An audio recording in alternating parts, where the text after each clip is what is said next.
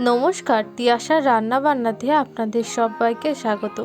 দুটো ডিম দিয়ে বানিয়ে ফেলিন দারুণ একটা ইউনিক রেসিপিটা কিন্তু সম্পূর্ণ দেখার অনুরোধ রইল। তার জন্য সবার প্রথমে গ্যাস অন করে কড়া বসিয়ে তাতে 2 চামচ সর্ষের তেল দিয়ে তেলটা গরম হলে তাতে মিডিয়াম আলু এইভাবে ছোটো ছোটো টুকরো করে কেটে রাখা দুটো আমি ভেজে নিলাম। খুব সহজেই কিন্তু এগুলোকে ভেজে নিতে হবে।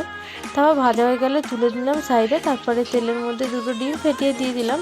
তারপরে এর মধ্যে স্বাদ মতো নুন দিয়ে ডিমটাকে এইভাবে ঝুড়ি ভাজা করে নিলাম।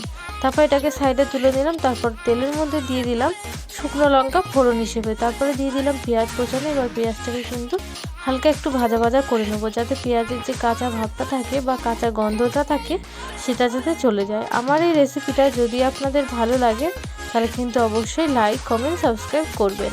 তারপরে এখানে দিয়ে দিলাম একটা টমেটো কোচানো। এবার টমেটোটা দিয়ে টমেটোটাকেও কিন্তু খুব ভালো মতন করে একটু ভাজা ভাজা করে নিতে হবে।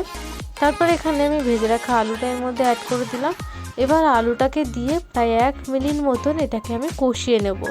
খুব ভালো মতন কষানো হয়ে গেলে দিয়ে দিলাম 1/2 চামচ মতন আদা রসুন বাটা, দিয়ে আবারও খুব ভালো মতন এটাকে কষিয়ে নেব, যাতে মশলাটা দিয়ে খুব সুন্দর একটা গন্ধ বেরোয় আর কালারটাও চেঞ্জ হয়ে যায়। তারপরে এখানে দিয়ে দিলাম 1/2 চামচ হলুদ গুঁড়ো, লঙ্কার গুঁড়ো, জিরের গুঁড়ো, ধনের গুঁড়ো দিয়ে কিন্তু খুব ভালো মতন করে এটাকে কষিয়ে নেব। তারপরে এখানে আমি 1/2 কাপ মতন জল অ্যাড করে দিয়েছি। এবার জলটা ফুটে উঠলে ভেজে রাখা ডিমটা এর মধ্যে অ্যাড করে দিলাম। ডিমটা দিয়ে কিন্তু প্রায় 2 মিনিট মতন এটাকে আমি রান্না করে নেব। 2 মিনিট হয়ে গেছে, ঢাকনাটা খুলে ওপর দিয়ে 1/2 চামচ মতন গরম মশলার গুঁড়ো ছড়িয়ে দিলে কিন্তু রেডি হয়ে গেল দারুণ ডিমের এই রেসিপি, যা ভাত, রুটি, নান, পরোটা, লুচি, এমনকি পোলাওর সাথেও কিন্তু একদম জমে যায়।